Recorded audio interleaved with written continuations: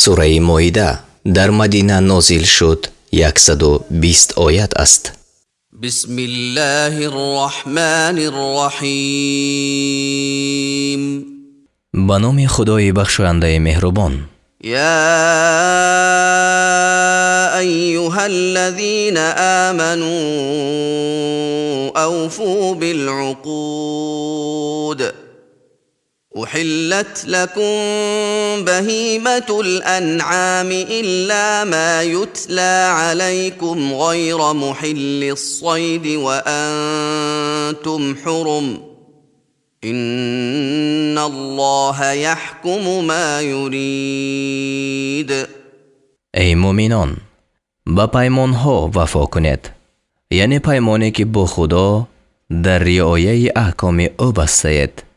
چهارپایان انعام یعنی شتر و گاو و گوسفند، این سه قسم را انعام گویند و حلال است. برای شما حلال کرده شده است مگر آنچه بر شما خوانده خواهد شد، یعنی تفصیلاتش بعدتر خواهد آمد. در حال احرام شکار را حلال مدارید، به درستی که خدا آنچه میخواهد حکم میکند. يا أيها الذين آمنوا لا تحلوا شعائر الله ولا الشهر الحرام ولا الهدي ولا القلائد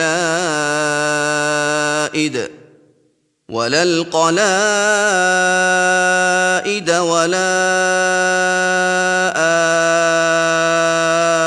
آمين البيت الحرام يبتغون فضلا من ربهم ورضوانا وإذا حللتم فاصطادوا ولا يجرمنكم شنآن قوم أن صدوكم عن المسجد الحرام أن تعتدوا وتعاونوا على البر والتقوى ولا تعاونوا على الإثم والعدوان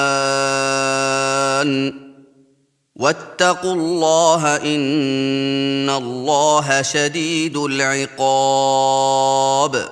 ای مومنان، حرمت نشانه های خدا را و ماه حرام را، یعنی در رجب و ذوالقعده و ذوالحجه و محرم جنگ نباید کرد و قربانی را و آنچه در گردن آن قلاده می اندازند، یعنی طوق یا گلوبنده است که در گلوی حیوان قربانی به طور نشان می بستند و قصد کنندگان بیت الحرام را که از پروردگار خود فضل و خوشنودی می طلبند مشکنید، یعنی به حاجیان و عمره کنندگان دست درازی نباید کرد.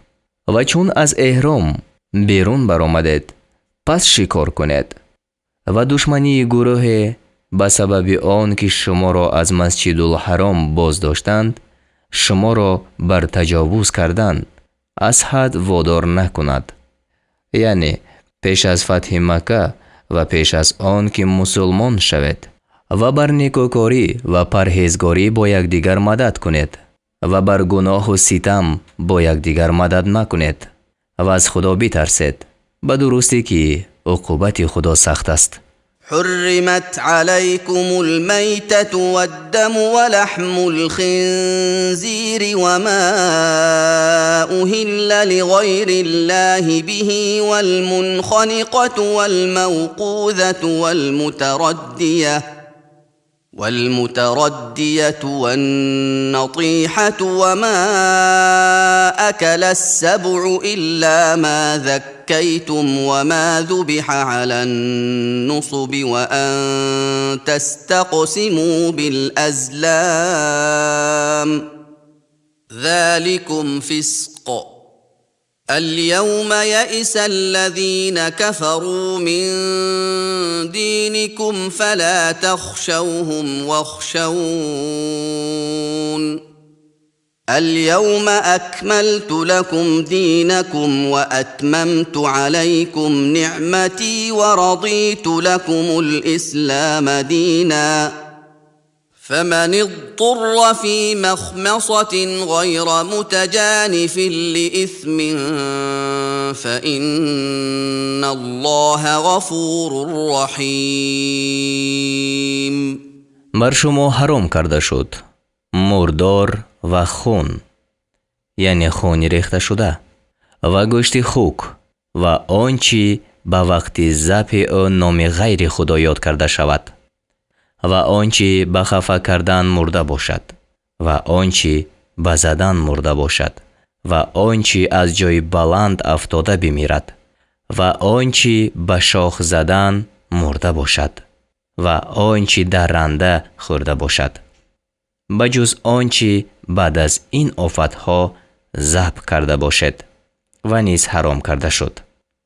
آنچه بر نشانه های معبودان باطل ذبح شده باشد، یعنی تیرهای بپر که در جاهلیت با آن فال می دیدند و در اساس آن شتران خریده گوشت آن را به فقیران تقسیم می کردند.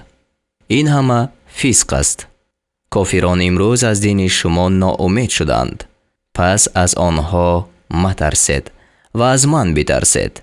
امروز برای شما دین شما را کامل کردم و نعمت خود را بر شما تمام کردم و اسلام را برای شما دین اختیار کردم. پس هر کی در گرسنگی ناچار شود و به گناه مایل نباشد، همانا خدا آمرزنده مهربان است. یعنی در گرسنگی خوردن مردار جایز است و این آخرین آیت قرآن است. بعد از این هیچ آیت نازل نشد. يسألونك ماذا أحل لهم قل أحل لكم الطيبات وما علمتم من الجوارح مكلبين تعلمونهن مما علمكم الله فكلوا مما أمسكن عليكم واذكروا اسم الله عليه واتقوا الله إن الله سریع الحساب. از تو می پرسند چی چیز برایشان حلال کرده شد؟ بگو برایتان حلال کرده شد پاکیزه ها، یعنی آنچه طبیعت انسان پاکیزه داند و آنچه که آن را از جانوران شکاری آموخته باشد، در حالتی که شما آموزگار باشد به اینها بعضی آنچه را می آموزید که خدا به شما آموخته است. پس آنچه را بخورید که برای شما نگاه داشتند، یعنی نخورده و برای خوردن خود ندریده باشند و بر آن نام خدا را یاد کنید، یعنی نزدیک روان کردن جانوران شکاری، و از خدا بترسید به درستی که خدا زود حساب کننده است. اليوم أحل لكم الطيبات وطعام الذين أوتوا الكتاب حل لكم وطعامكم حل لهم والمحصنات من المؤمنات والمحصنات من الذين أوتوا الكتاب من قبلكم إذا آتيتموهن أجورهن محصنين غير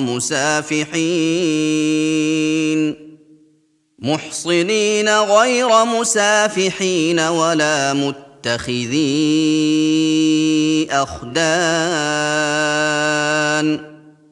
ومن يكفر بالإيمان فقد حبط عمله وهو في الآخرة من الخاسرين.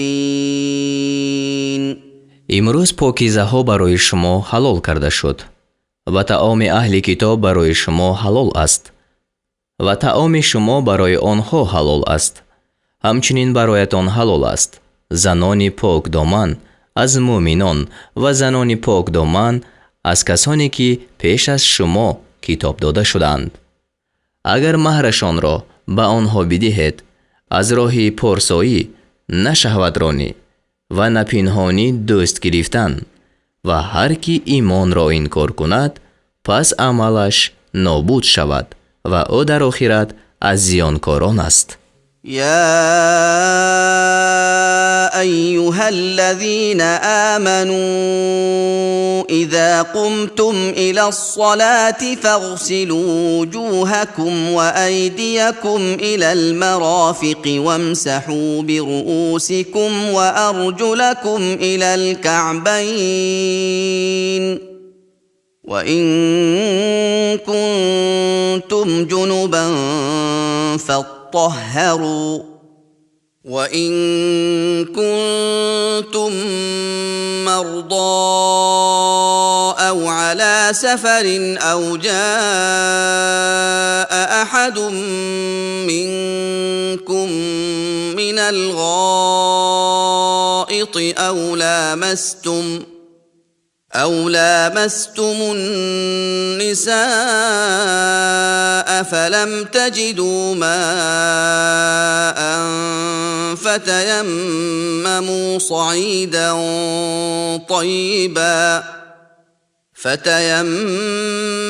صعيدا طيبا فامسحوا بوجوهكم وأيديكم منه ما يريد الله ليجعل عليكم من حرج ولكن يريد ليطهركم وليتم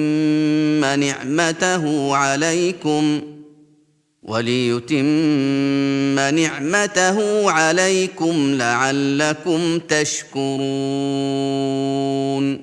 ای مؤمنان، چون به نماز برخیزید، روی و دستهای خود را تا آرنج بشویید و سر خود را مسح کنید و پایهای خود را تا شتالنگ بشویید و اگر با جنابت باشد پس غسل کنید و اگر بیمار یا مسافر باشد یا یکی از شما از خلا جای بیاید یا زنان را میساز کرده باشد یعنی خلوت کرده باشد و آب را نیابید پس قصد خاک پاک تیمم کنید و از آن خاک روی خود و دستهای خود را مسح کنید.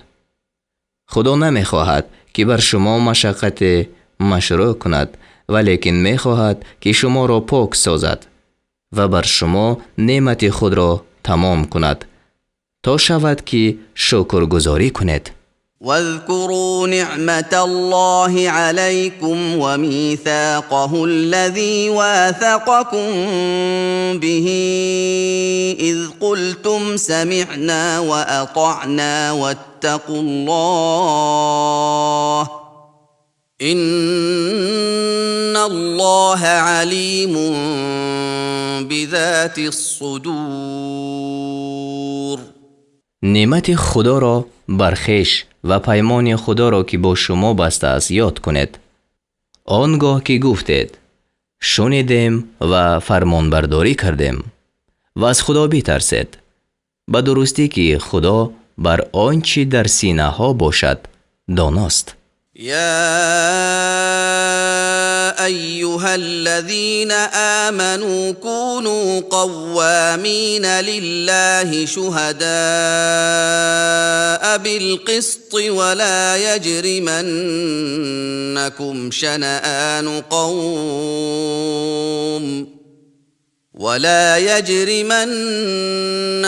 شنآن قوم على ألا تعدلوا اعدلوا هو أقرب للتقوى واتقوا الله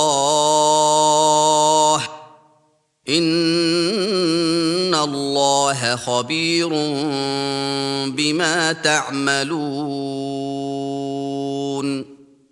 ای مؤمنان، برای خدا قیام کننده و براستی گواه دهنده باشد و دشمنی قوم شما را بر ترک عدل وادار نکند.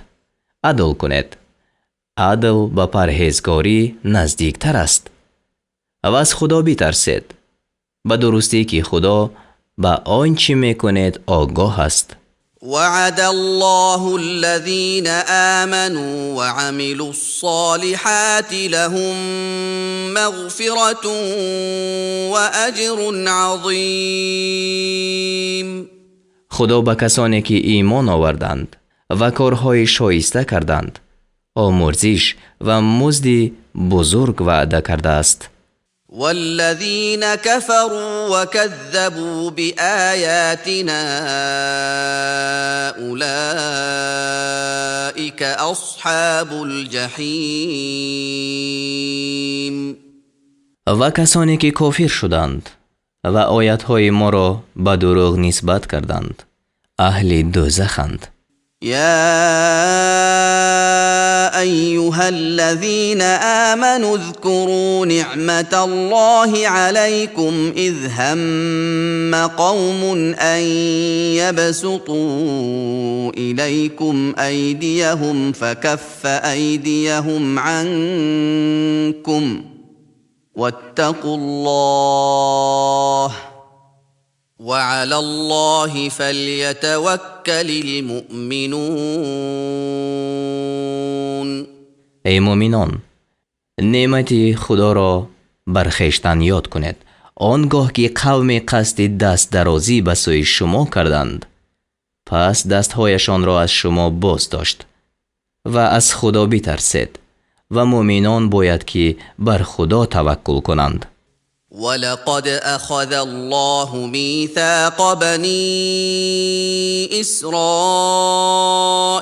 وبعثنا منهم 12 نقيبا وقال الله إني معكم لئن أقمتم الصلاة وآتيتم الزكاة وآمنتم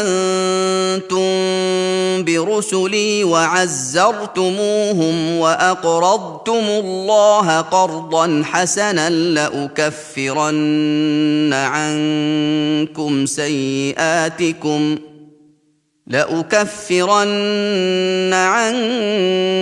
سيئاتكم ولأدخلنكم جنات تجري من تحتها الأنهار فمن كفر بعد ذلك منكم فقد ضل سواء السبيل.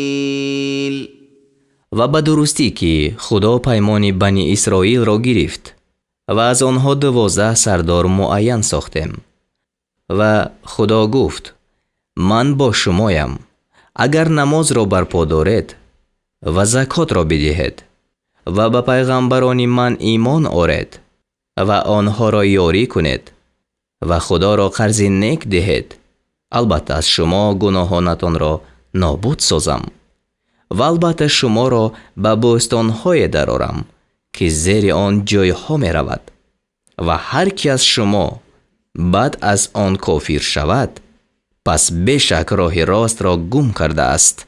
فبما نقضهم ميثاقهم لعناهم وجعلنا قلوبهم قاسية يحرفون الكلم عن مواضعه ونسوا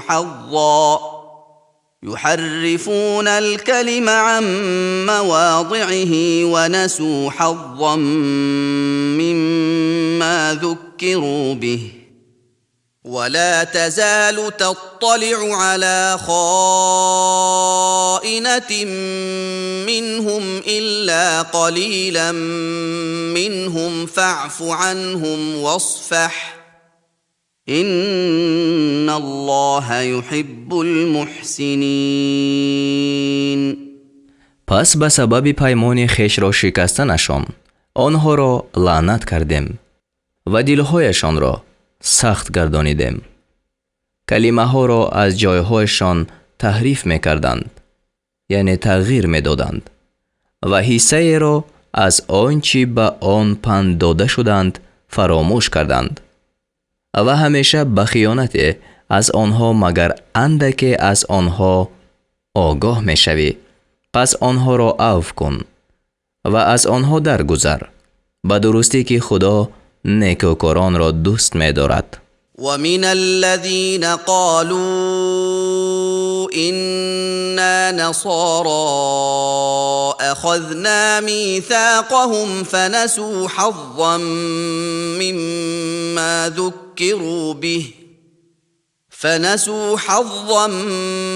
مما ذكروا به فأغرينا بينهم العداوة والبغضاء إلى يوم القيامة وسوف ينبئهم الله بما كانوا يصنعون. و از کسانی پیمان گرفتیم که گفتند ما نصرانی هستیم و حصه را از آنچه به آن پند داده شدند فراموش کردند. پس در میان آنها تا روز قیامت دشمنی و کینه برانگیختیم و خدا آنها را از آنچه می‌کردند خبر خواهد داد. يا أهل الكتاب قد جاءكم رسولنا يبين لكم كثيرا مما كنتم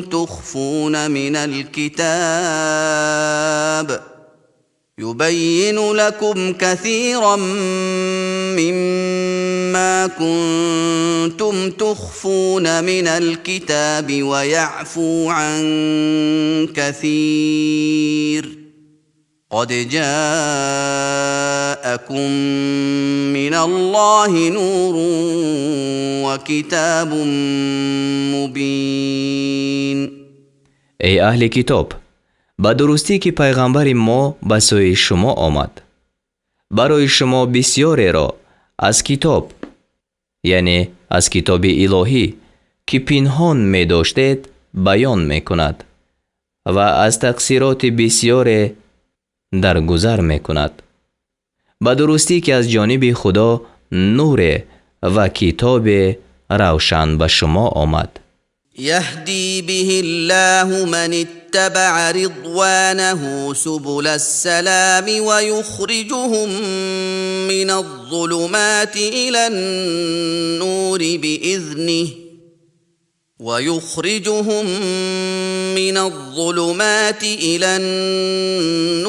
بإذنه ويهديهم إلى صراط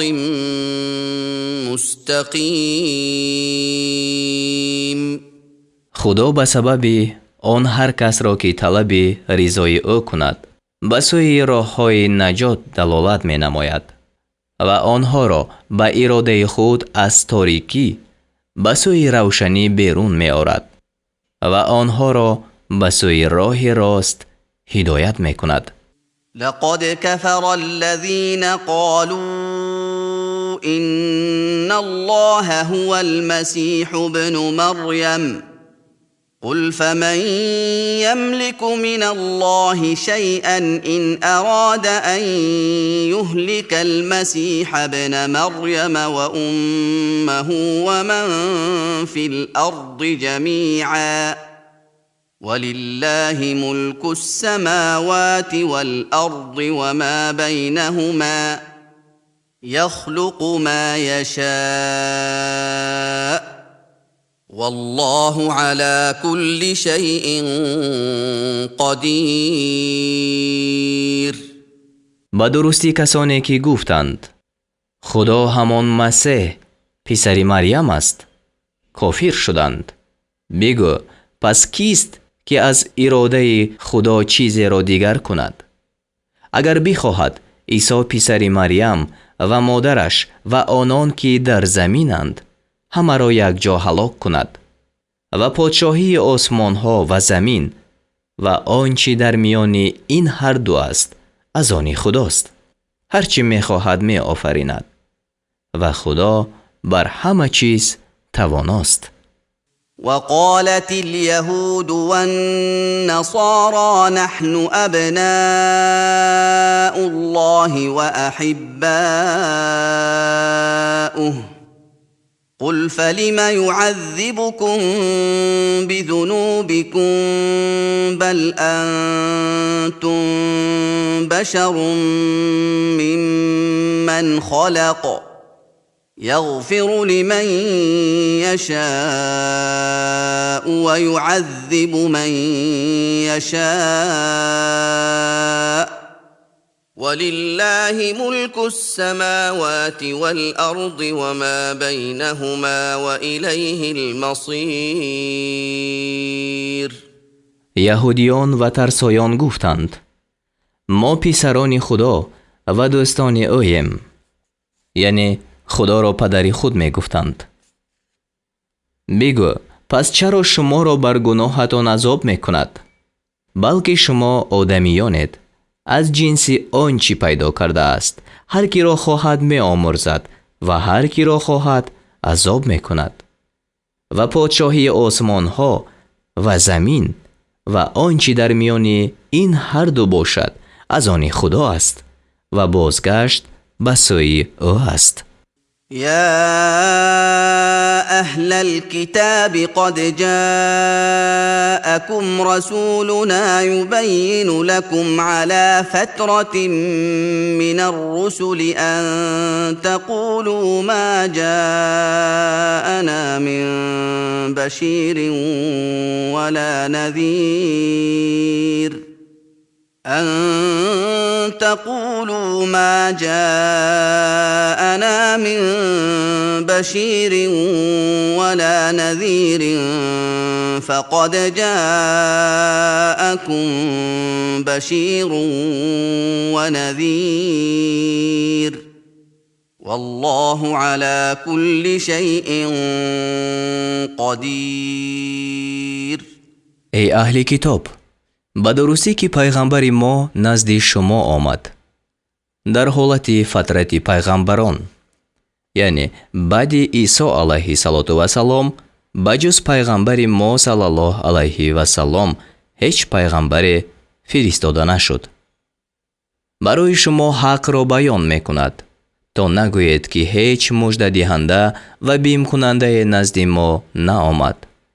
آره، به درستی که مژده دهنده و بیم کننده نزد شما آمده است و خدا بر همه چیز تواناست. وَإِذْ قَالَ مُوسَى لِقَوْمِهِ يَا قَوْمِ اذْكُرُوا نِعْمَةَ اللَّهِ عَلَيْكُمْ إِذْ جَعَلَ فِيكُمْ أَنْبِيَاءَ وَجَعَلَكُمْ مُلُوكًا وآتاكم ما لم يؤت أحدا من العالمين. و چون موسی به قوم خود گفت ای قوم من، نعمت خدا را بر خویش یاد کنید، آنگاه که در میان شما پیغمبران را پیدا کرد و شما را پادشاه ساخت و به شما آنچه را داد که به هیچ کس از عالمیان نداد، یعنی معجزات بزرگ. يا قوم ادخلوا الأرض المقدسة التي كتب الله لكم ولا ترتدوا على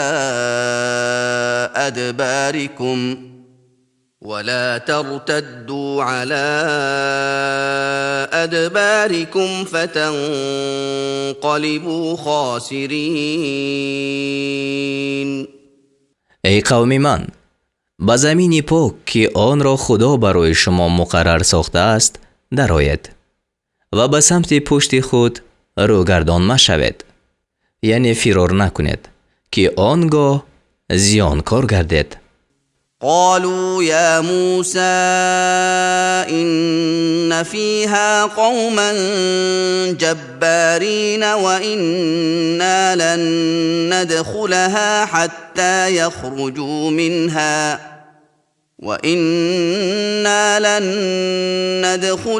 حتى يخرجوا منها فإن يخرجوا منها فإنا داخلون.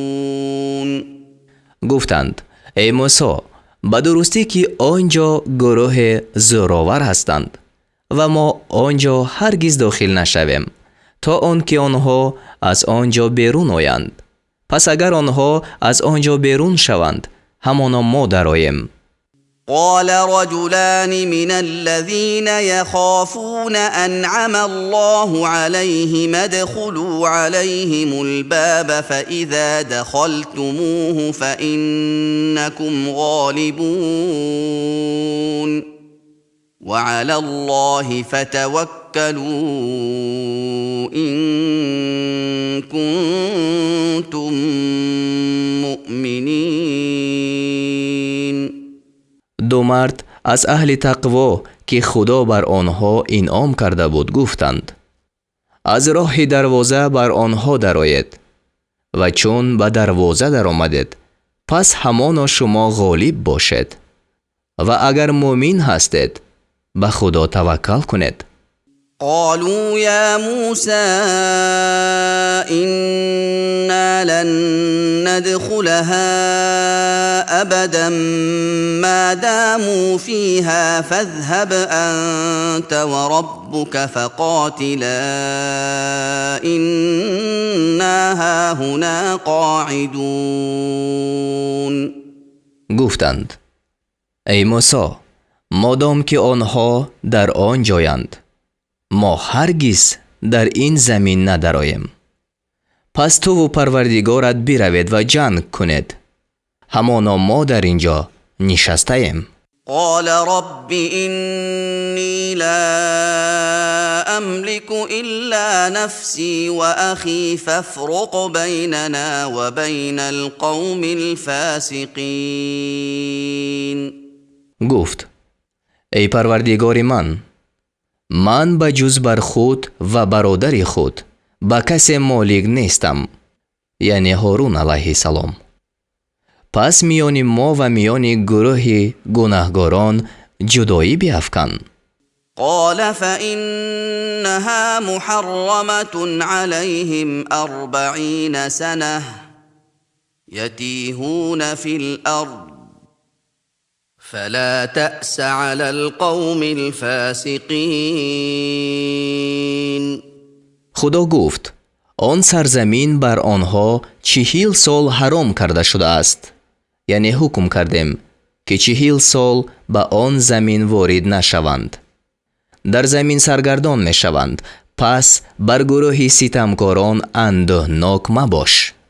واتل عليهم نبأ ابني آدم بالحق إذ قربا قربانا فتقبل من أحدهما ولم يتقبل من الآخر قال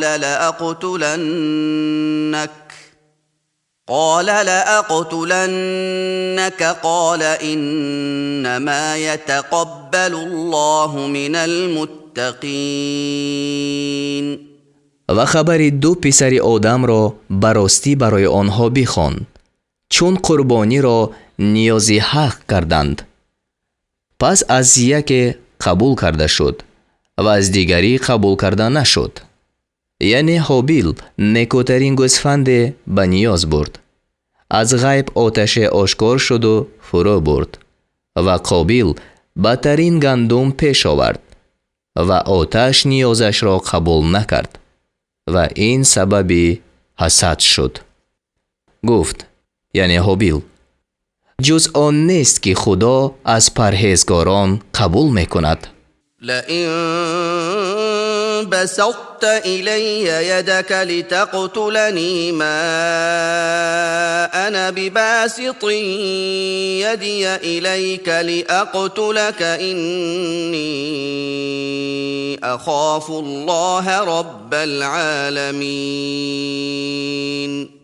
اگر تو دست خود را به سوی من دراز کنی تا مرا بکشی، من دست خود را هرگز به سوی تو دراز نکنم تا تو را بکشم.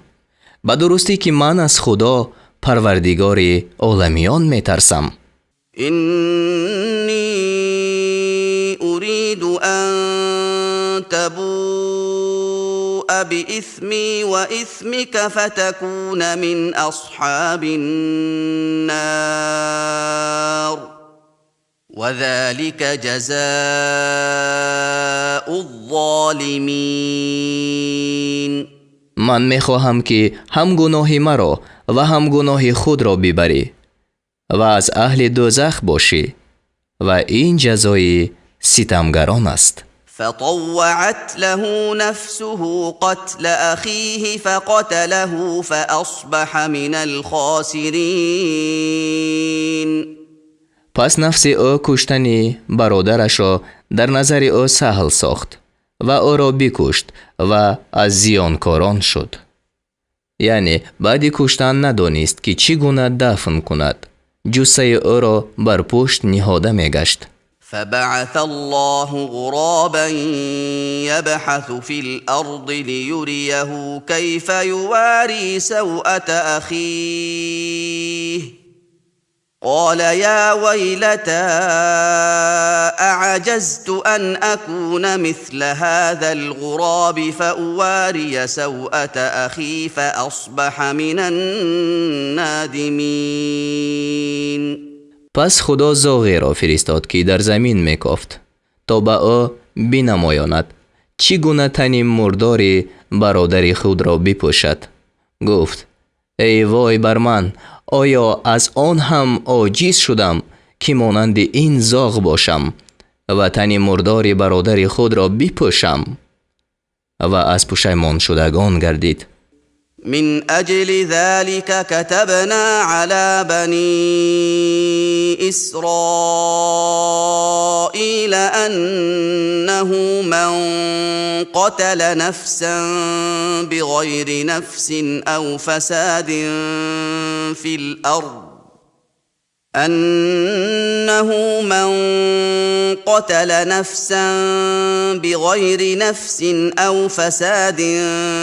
في الأرض فكأنما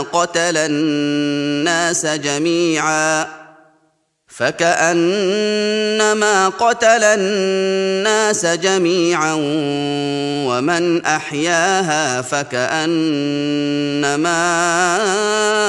أحيا الناس جميعا ولقد جاءتهم رسلنا بالبينات ثم إن كثيرا منهم بعد ذلك في الأرض لمسرفون. بسبب این حادثه بر بنی اسرائیل حکم کردیم که هر کی کسی را به غیر عوض کسی و به غیر فساد، یعنی راهزنی و مرتد شدن، در زمین بکشد، پس چنان است که همه مردم را یک جا کشته باشد. و هر کی سبب زندگانی کسی شود، پس چنان است که همه مردم را یک جا زنده ساخته باشد. و به درستی که پیغمبران ما با نشانه های روشن به آنها آمدند، یعنی به بنی اسرائیل. باز هم بسیاری از آنها بعد از این در زمین تجاوز کنندگانند. إنما جزاء الذين يحاربون الله ورسوله ويسعون في الأرض فسادا أن يقتلوا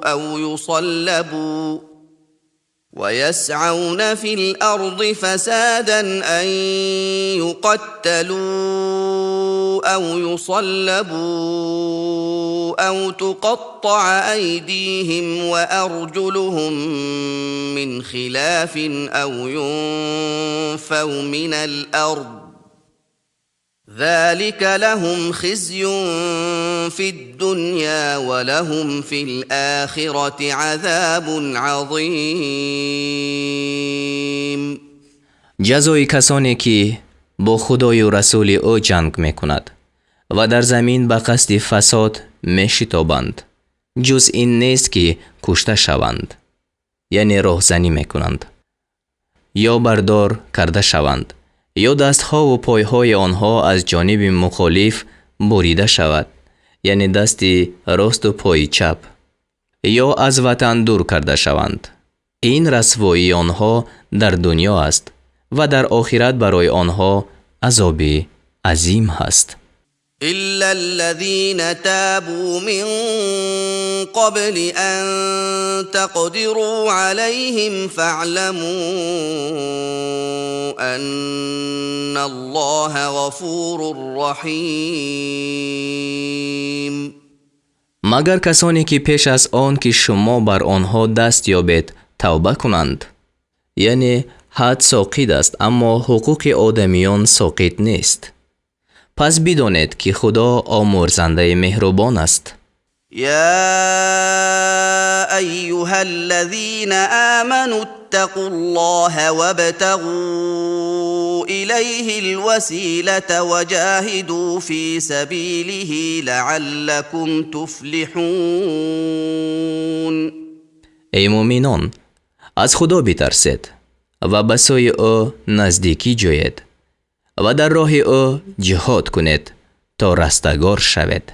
إن الذين كفروا لو أن لهم ما في الأرض جميعا ومثله معه ليفتدوا به من عذاب يوم القيامة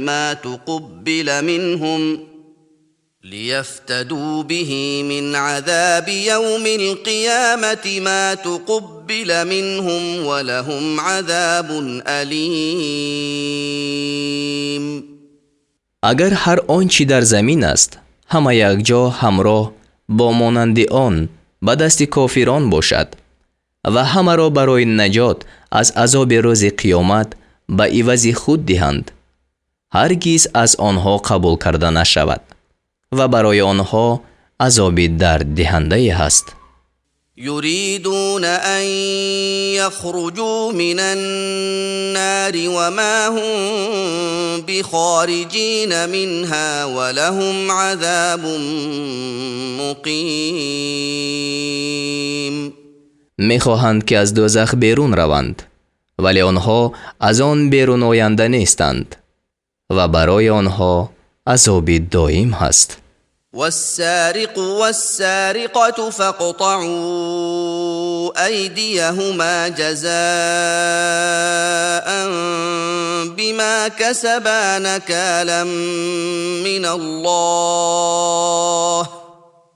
والله عزيز حكيم.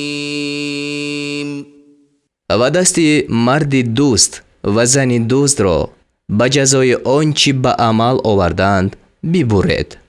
این عبرت است از طرف خدا و خدا غالب دانا است. فمن تاب من بعد ظلمه وأصلح فإن الله يتوب عليه إن الله غفور رحيم. هر کی بعد ستم خود توبه کند و کاری شایسته به عمل آورد پس خدا به وی به رحمت باز می‌گردد. به درستی که خدا آمرزنده مهربان است. ألم تعلم أن الله له ملك السماوات والأرض يعذب من يشاء ويغفر لمن يشاء والله على كل شيء قدير. آیا ندانسته ای که پادشاهی آسمان ها و زمین از آن خداست؟ هر کی را خواهد عذاب میکند و هر کی را خواهد میآمرزد و خدا بر همه چیز توانا است. يا أيها الرسول لا يحزنك الذين يسارعون في الكفر من الذين قالوا آمنا بأفواههم ولم تؤمن قلوبهم ومن الذين هادوا سماعون للكذب سماعون لقوم آخرين لم يأتوك يحرفون الكلم من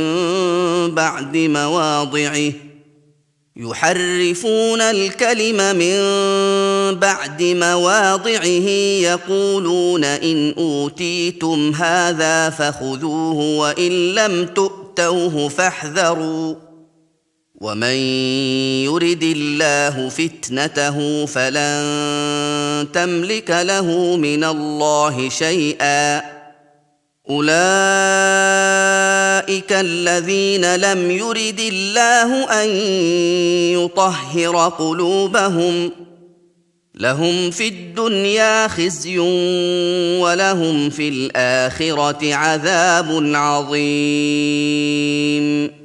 ای پیغمبر، کسانی که در کفر سعی میکنند تو را اندوهگین نکنند، چی از آنان که به دهان خویش گفتند، یعنی با زبان خویش، ایمان آوردیم و دل آنها ایمان نآورده است، چی از قوم یهود، آنها سخن دروغ را شنوندگانند، یعنی معتقدی آن شدند. شنوندگانند برای گروه دیگر که پیش تو هنوز نآمدند، یعنی جاسوسان حربیانند. کلمه ها را بعد ثبوت آنها در جایهایشان تحریف می کنند و می گویند اگر به شما این حکم داده شود، یعنی حکم تحریف یافته، قبول کنید و اگر آن را داده نشود پس دوری کنید. برای کسی که خدا گمراهی او را اراده کرده است، تو نمی توانی از خدا چیزی از هدایت آنها بکنی. آنها کسانی هستند که خدا نخواسته است دلهایشان را پاک کند. برای آنها در دنیا رسوایی و در آخرت عذاب بزرگ است. سماعون للكذب اکالون للسحت فإن جاءوك فاحكم بينهم أو أعرض عنهم وإن تعرض عنهم فلن يضروك شيئا وإن حكمت فاحكم بينهم بالقسط إن الله يحب المقسطين.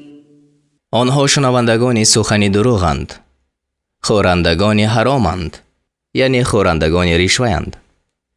اگر پیش تو بیایند، میان آنها حکم کن یا از آنها روی بگردان، و اگر از آنها روی بگرداندی به تو هیچ زیانی نرسانند، و اگر حکم کنی پس در میان آنها به انصاف حکم کن، به درستی که خدا عدل کنندگان را دوست می دارد.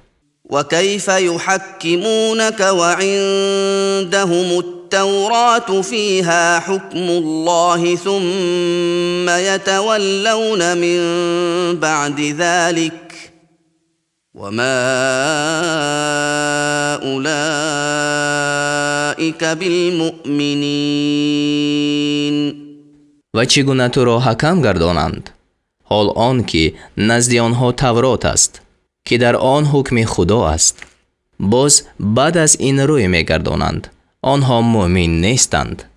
یعنی اگر مقصد آنها طلب رضای خدای تعالی می بود، موافق تورات عمل می کردند، لیکن غرضی فاسد داشتند.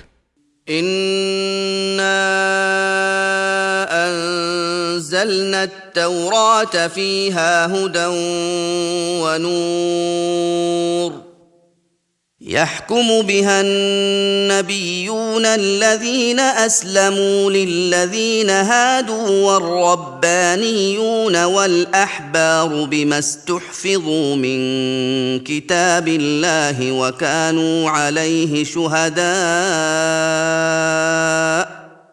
فلا تخشوا الناس واخشوني ولا تشتروا بآياتي ثمنا قليلا ومن لم يحكم بما أنزل الله فأولئك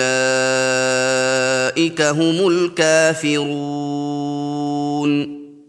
با درستی که ما تورات را فرود آوردیم، در آن هدایت و روشنی است. پیغمبرانی که به حکم الهی گردن نهادند، با آن برای یهودیان حکم میکردند و خداپرستان و علما با آنچه از کتاب خدا که حافظ آن گردانیده شدند و بر آنها گواه بودند یعنی قطعا معلوم کرده بودند که حکم الهی است. همه حکم میکردند. پس از مردم مترسید و از من بترسید و آیت‌های مرا به بهای اندک خرید مکنید و کسانی که به آنچه خدا فرو فرستاده است حکم نکنند همانا گروه کافرانند. وكتبنا عليهم فيها أن النفس بالنفس والعين بالعين والأنف بالأنف والأذن بالأذن والسن بالسن والجروح قصاص فمن تصدق به فهو كفارة له ومن لم يحكم بما أنزل الله فأولئك هم الظالمون.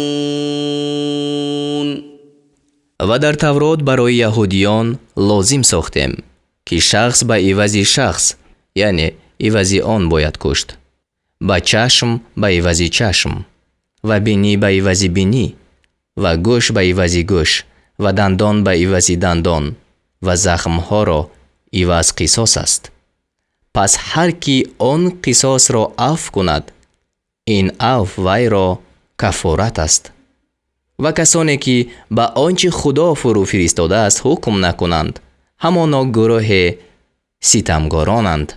وقفينا على آثارهم بعيسى ابن مريم مصدقا لما بين يديه من التوراة وآتيناه الإنجيل فيه هدى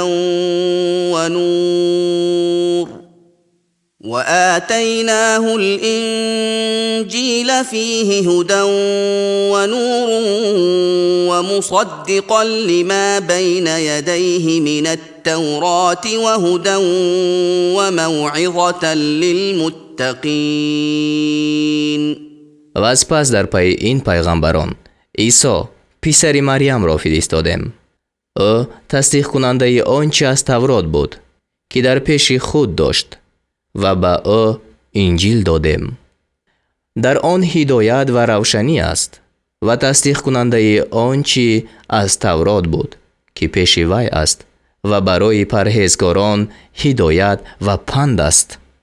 وليحكم أهل الإنجيل بما أنزل الله فيه ومن لم يحكم بما أنزل الله فأولئك هم الفاسقون. و باید که اهل انجیل با آنچه خدا در آن فرو فرستاده است حکم کنند و کسانی که با آنچه که خدا فرو فرستاده است حکم نکنند همانا گروه بدکارانند. وأنزلنا إليك الكتاب بالحق مصدقا لما بين يديه من الكتاب ومهيمنا عليه فاحكم بينهم بما أنزل الله ولا تتبع أهواءهم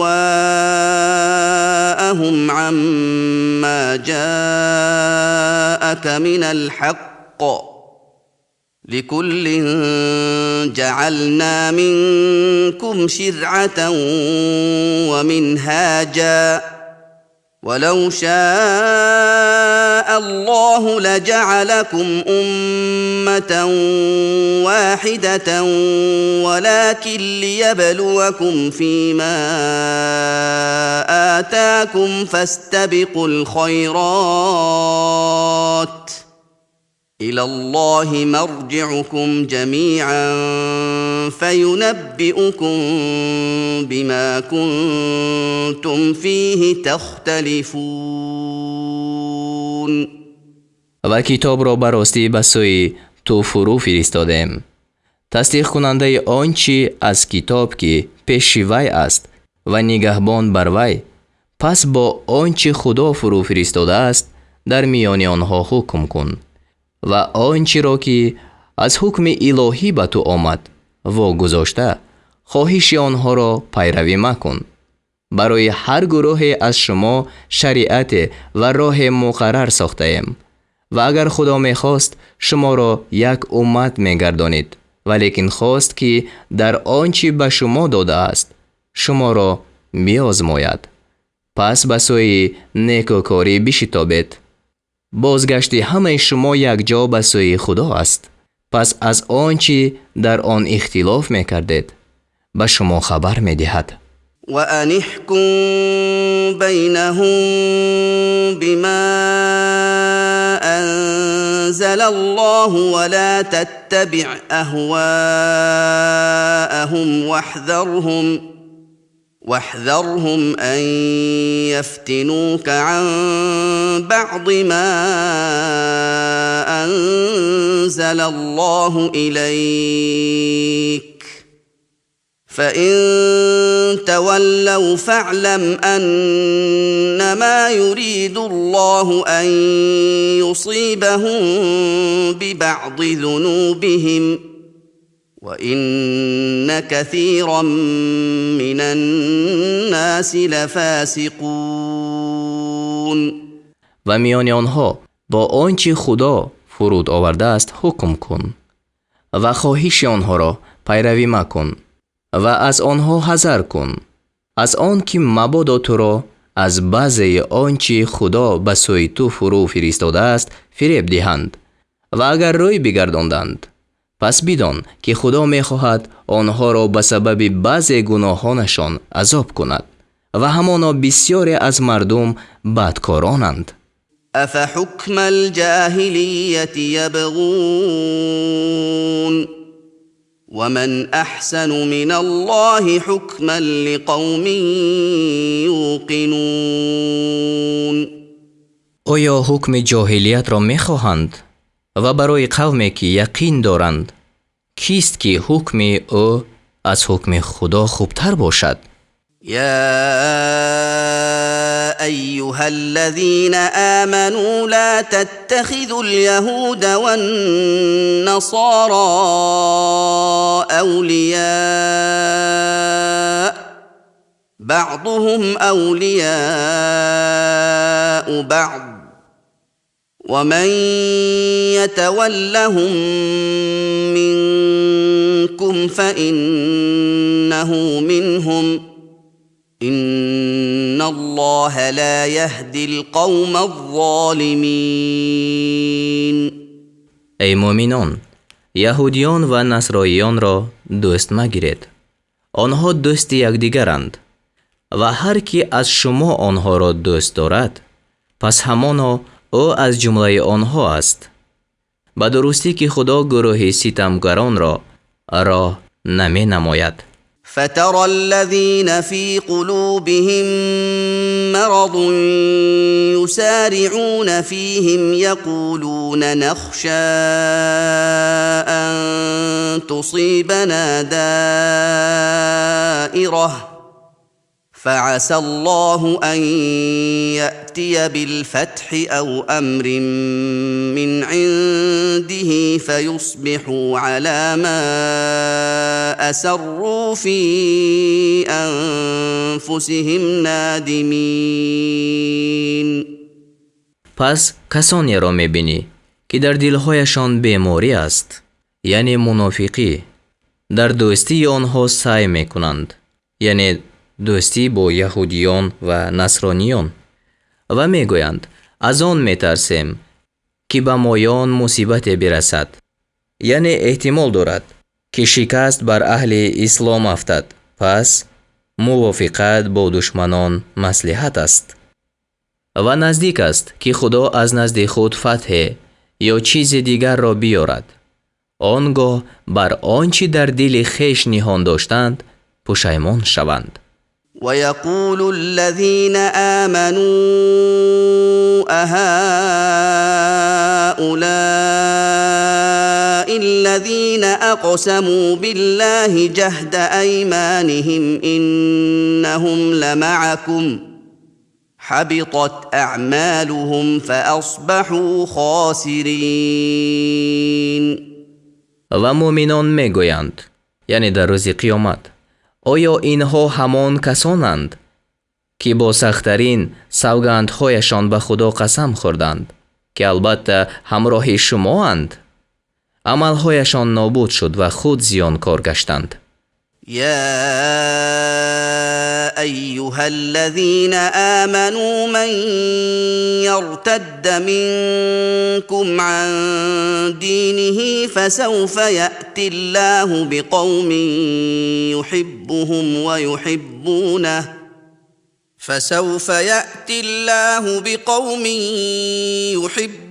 ويحبونه أذلة على المؤمنين أعزة على الكافرين يجاهدون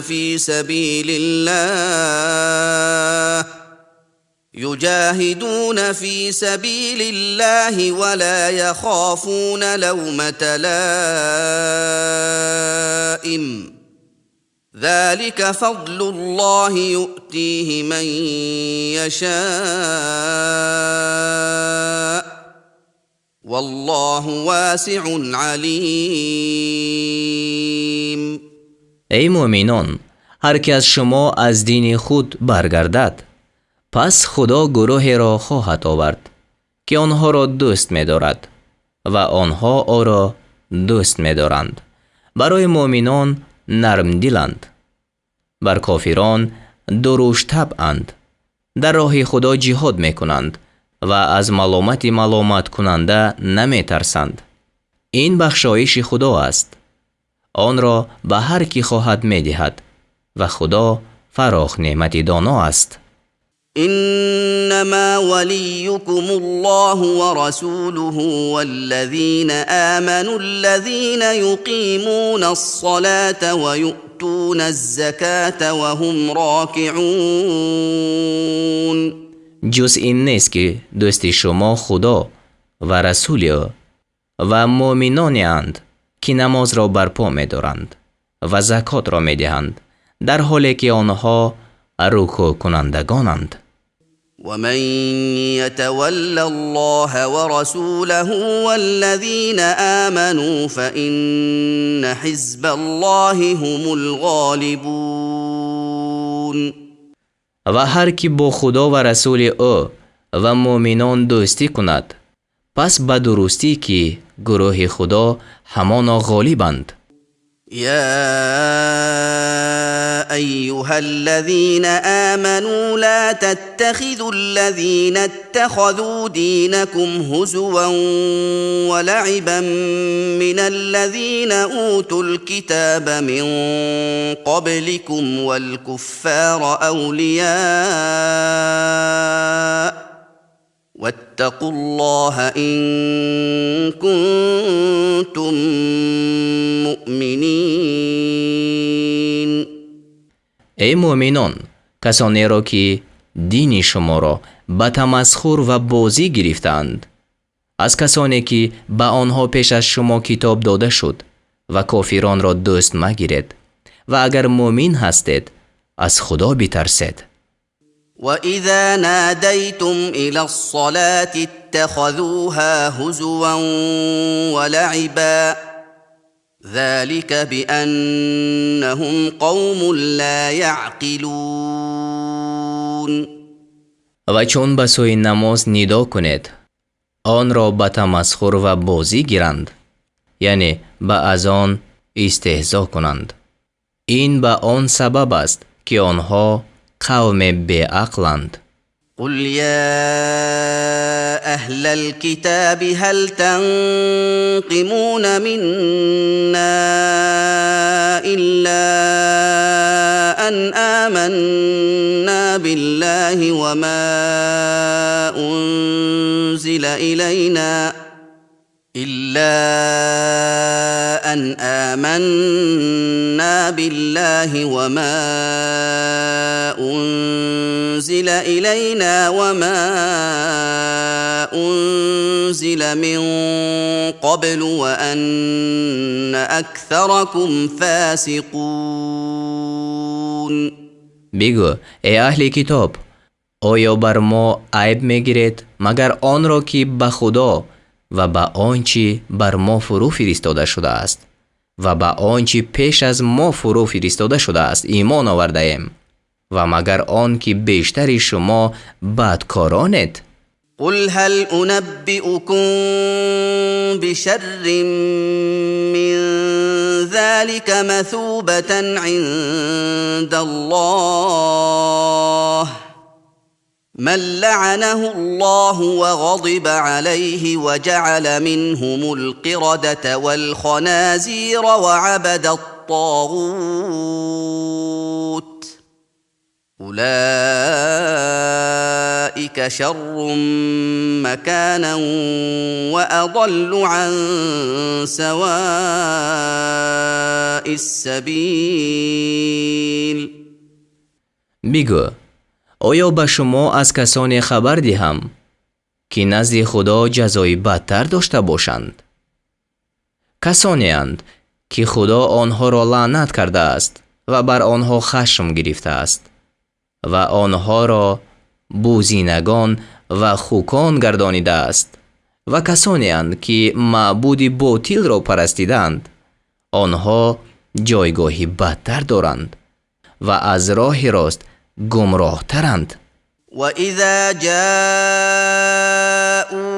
قَالُوا آمَنَّا وَقَدْ دَخَلُوا بِالْكُفْرِ وَهُمْ قَدْ خَرَجُوا بِهِ وَاللَّهُ أَعْلَمُ بِمَا كَانُوا يَكْتُمُونَ. و چون پیش شما بیایند گویند ایمان آوردیم، حال آن که با کفر در آمدند و آنها با کفر بیرون رفتند و خدا به آنچه پوشیده می دارند داناتر است. وترى كثيرا منهم يسارعون في الإثم والعدوان وأكلهم السحت لبئس ما كانوا يعملون. از آنها بسیاری را می بینی که به گناه و بیدادی و حرام خوردن خود شتاب می کنند. هر آینه به چیزی است که به عمل آوردند. لولا ينهاهم الربانيون والأحبار عن قولهم الإثم وأكلهم السحت لبئس ما كانوا يصنعون. چرا خداپرستان و دانشمندان آنها را از دروغ گفتن و حرام خوردن من نمی کنند؟ هر آینه به چیزی است که می کنند.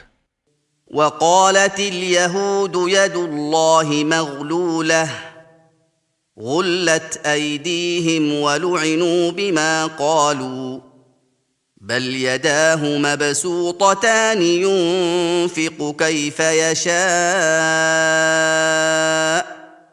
وليزيدن كثيرا منهم ما أنزل إليك من ربك طغيانا وكفرا وألقينا بينهم العداوة والبغضاء إلى يوم القيامة كلما أوقدوا نارا للحرب أطفأها الله ويسعون في الأرض فسادا والله لا يحب المفسدين. و یهودیان گفتند دست خدا به گردن بسته است، یعنی بخیلی خسیسی دارد. دستهایشان بسته باد و به سبب آنچه گفتند لعنت کرده شدند، بلکه دو دست او گشاده است، یعنی بغایت سخی است.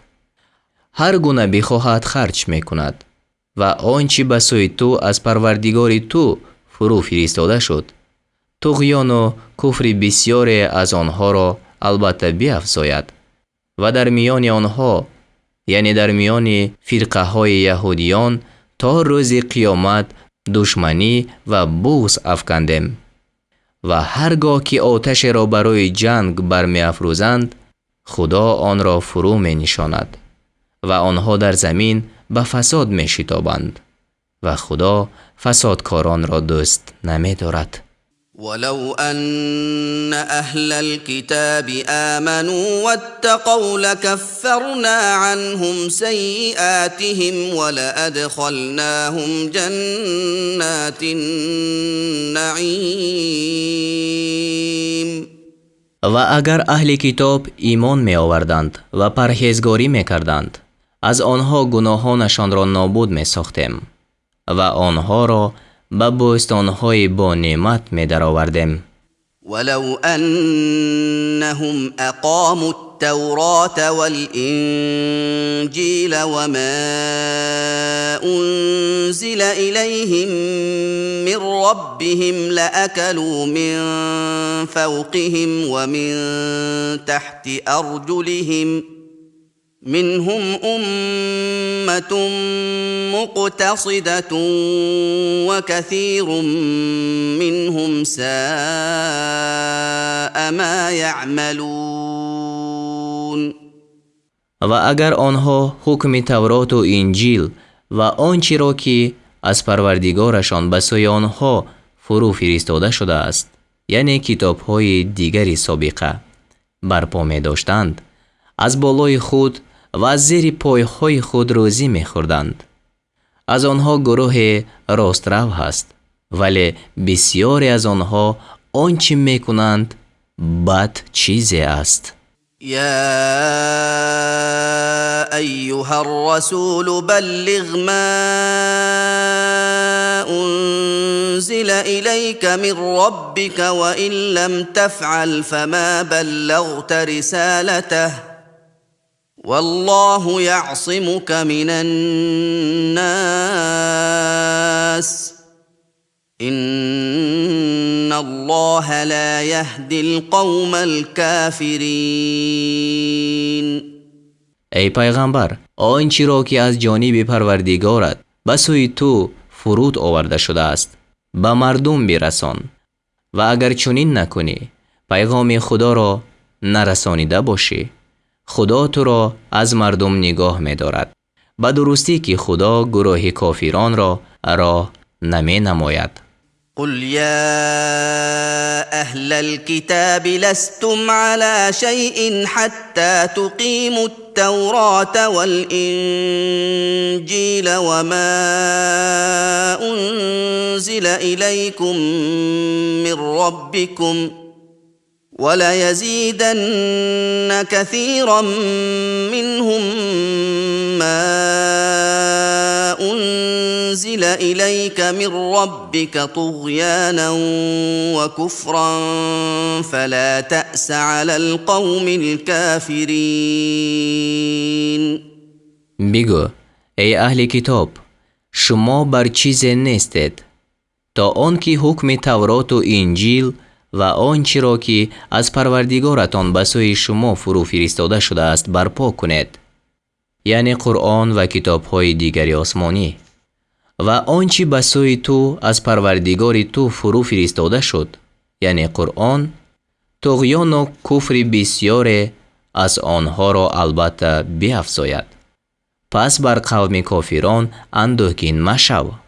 إن الذين آمنوا والذين هادوا والصابئون والنصارى من آمن بالله واليوم الآخر وعمل صالحا فلا خوف عليهم ولا هم يحزنون. همانا از ایمان آوردگان و یهودیان و سابییان و نصرانیان، هر کی به خدا و روز آخر ایمان آورد و کاری شایسته کند، بر آنها هیچ ترس نیست و آنها اندوهگین نشوند. لقد اخذنا ميثاق بني اسرائيل وارسلنا اليهم رسلا كلما جاءهم رسول بما لا تهوى انفسهم فريقا كذبوا وفريقا يقتلون. ба дурустӣ ки паймони бани исроилро гирифтем ва ба сӯи онҳо пайғамбаронро фиристодем. ҳар гоҳ ки пайғамбаре ба онҳо чизе меовард ки нафси онҳо дӯст намедошт, гурӯҳеро ба дурӯғ нисбат мекарданд ва гурӯҳеро мекуштанд. وحسبوا ألا تكون فتنة فعموا وصموا ثم تاب الله عليهم ثم عموا وصموا كثير منهم والله بصير بما يعملون.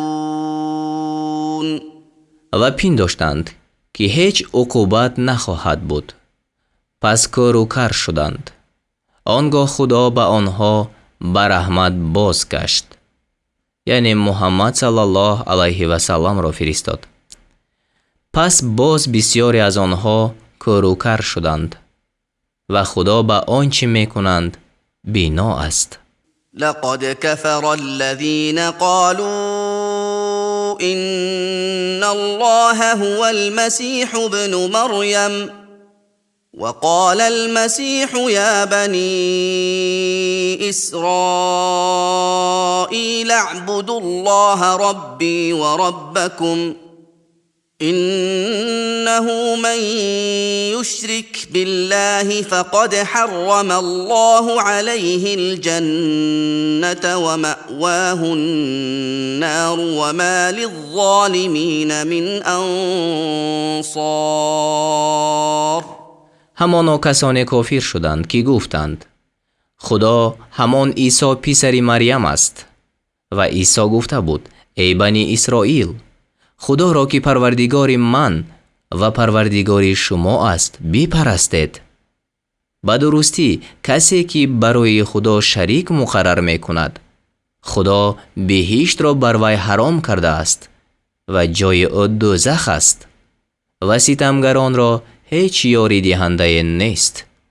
لقد كفر الذين قالوا إن الله ثالث ثلاثة وما من إله إلا إله واحد وإن لم ينتهوا عما يقولون ليمسن الذين كفروا منهم عذاب أليم. همانا کسانی کافر شدند که گفتند خدا سوم سه کس است.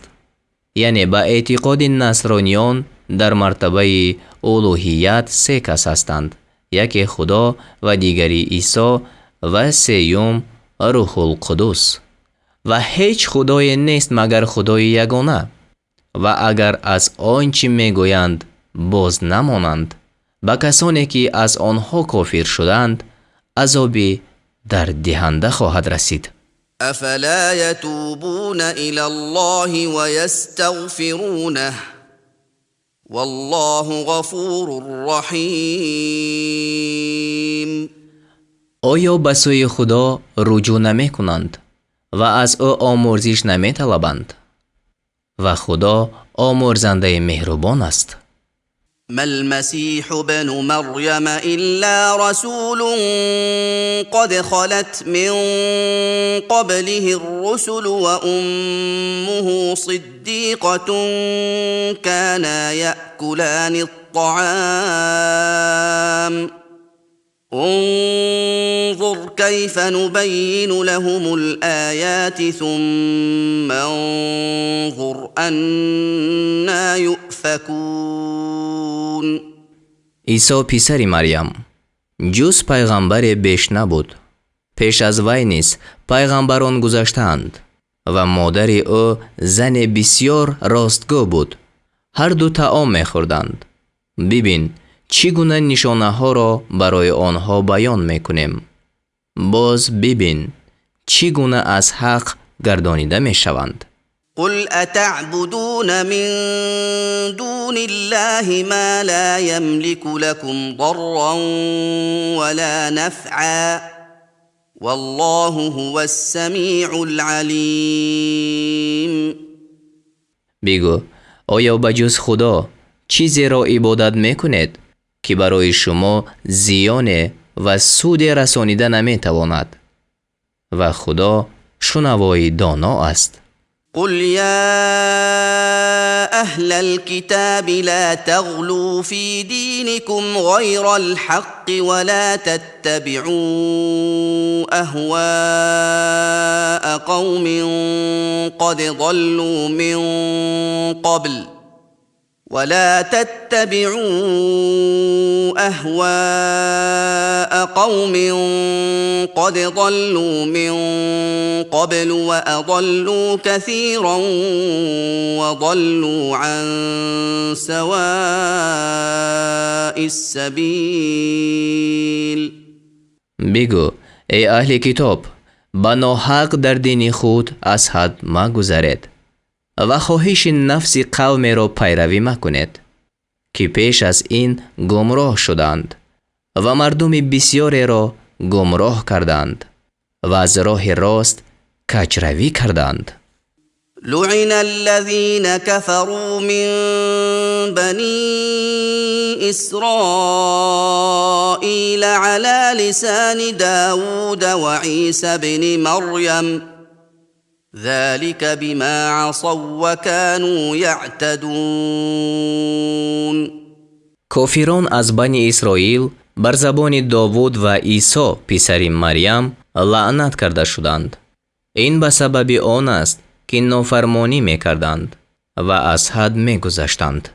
كانوا لا يتناهون عن منكر فعلوه لبئس ما كانوا يفعلون. از آن عمل زشت که انجام دادند یکدیگر را منع نمی‌کردند. هر آینه بد چیزی است که می‌کردند.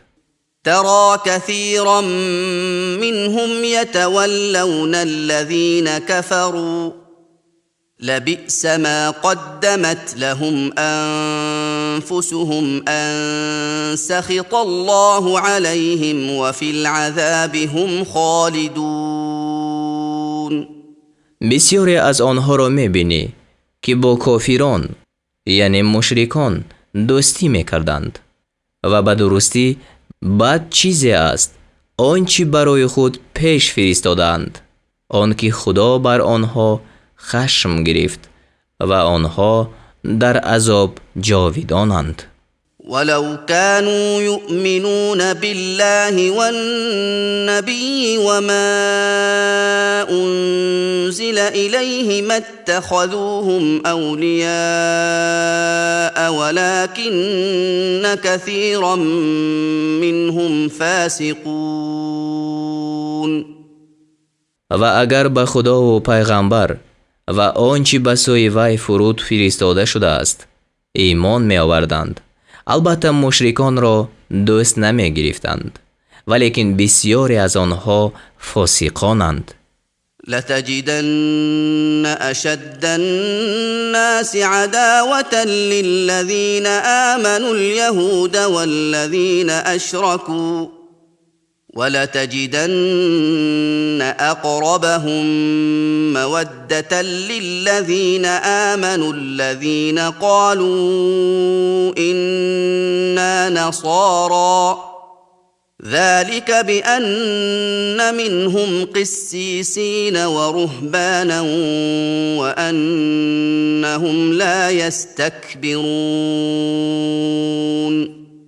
همان یهودیان و مشرکان را سخت‌ترین مردم در عداوت مؤمنان بیابی و همان کسانی را نزدیکترین مردم در دوستی مؤمنان بیابی که گفتند ما نصرانی هستیم. این به سبب آن است که از آنها دانشمندان و گوشه‌نشینان هستند و از آن است که آنها تکبر نمی کنند. وَإِذَا سَمِعُوا مَا أُنزِلَ إِلَى الرَّسُولِ تَرَىٰ أَعْيُنَهُمْ تَفِيضُ مِنَ الدَّمْعِ مِمَّا عَرَفُوا مِنَ الْحَقِّ يَقُولُونَ رَبَّنَا آمَنَّا فَاكْتُبْنَا مَعَ الشَّاهِدِينَ. و چون آنچه را که بر پیغمبر فرو فرستاده شد بشنوند، ببینی چشمهایشان اشک می‌ریزد. به سبب آنچه از حق شناختند میگویند ای پروردگار ما، ایمان آوردیم، پس ما را با شاهدان بنویس، یعنی جماعتی که کاملترین امت باشند. وما لنا لا نؤمن بالله وما جاءنا من الحق ونطمع أن يدخلنا ربنا مع القوم الصالحين.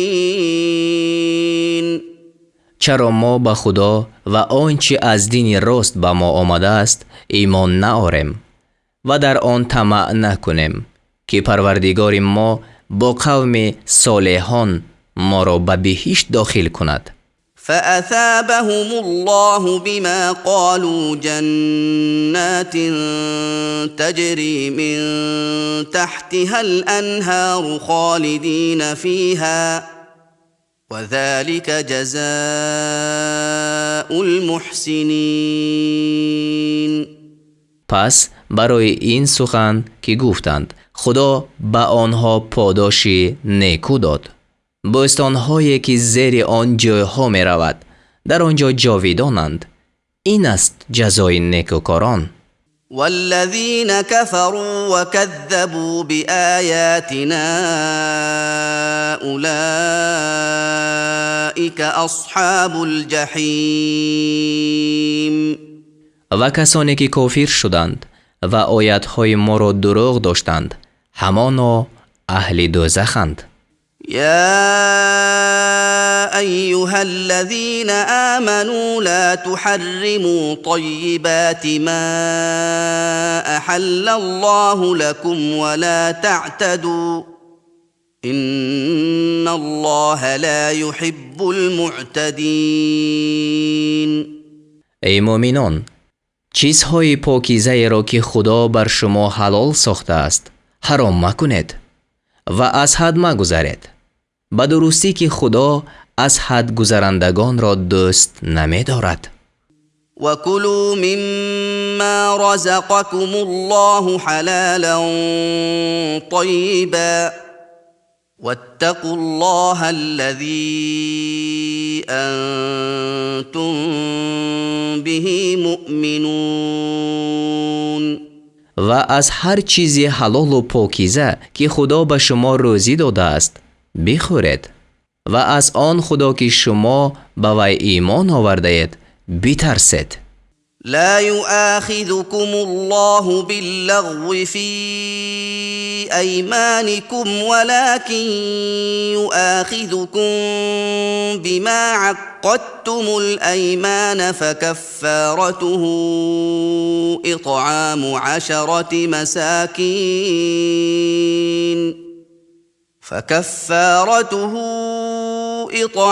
عشرة مساكين من أوسط ما تطعمون أهليكم أو كسوتهم أو تحرير رقبة فمن لم يجد فصيام 3 أيام ذلك كفارة أيمانكم إذا حلفتم واحفظوا أيمانكم كذلك يبين الله لكم آياته لعلكم تشكرون. خدا در سوگندهای بیهوده‌تان از شما بازخواست نمی کند، ولیکن به سبب بستن سوگندها از شما بازخواست می کند و کفارت آن طعام دادن به 10 مسکین است از جنس میانه که آن را به اهل خود می خورانید، یا به آنها پوشش دادن یا آزاد کردن برده و هر کی نیابد باید 3 روز روزه دارد. این کفارت سوگندهای شما است، چون سوگند خورید، یعنی اگر سوگند را شکستید و سوگندهای خود را نگاه دارید، یعنی تا می توانید سوگند را نشکنید. خدا آیتهای خود را برای شما همچنین بیان می کند تا بود که شکر کنید.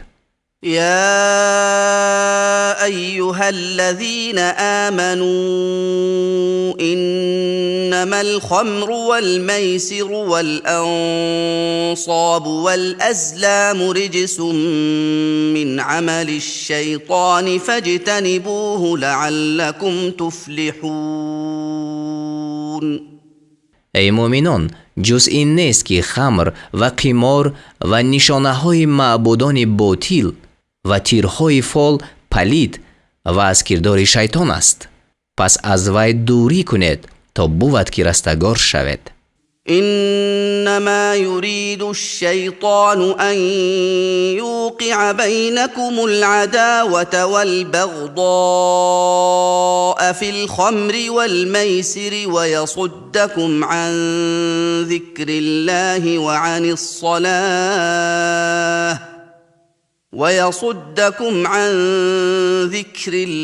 وعن الصلاة فهل أنتم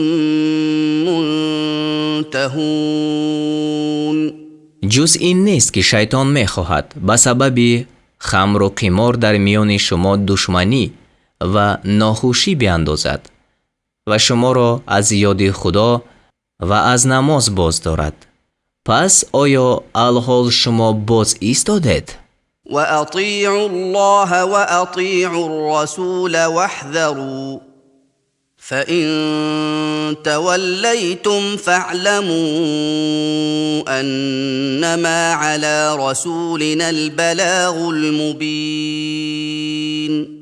و خدا و پیغمبر را فرمانبرداری کنید و بترسید و اگر رو گرداندید پس بدانید که بر پیغمبر ما بجز پیغام رسانیدن آشکارا چیز نیست. ليس على الذين آمنوا وعملوا الصالحات جناح فيما طعموا إذا ما اتقوا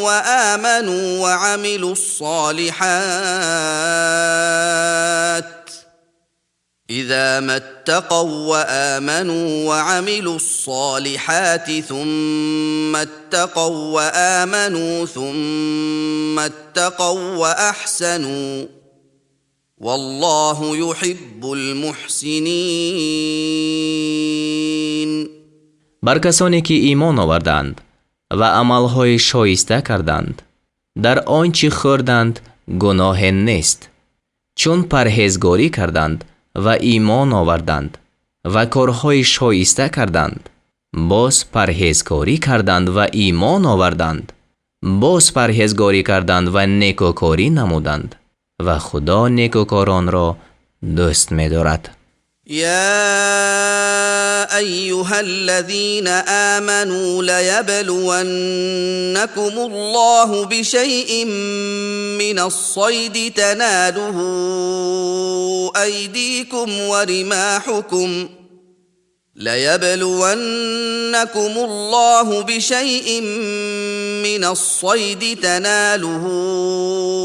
أيديكم ورماحكم ليعلم الله من يخافه بالغيب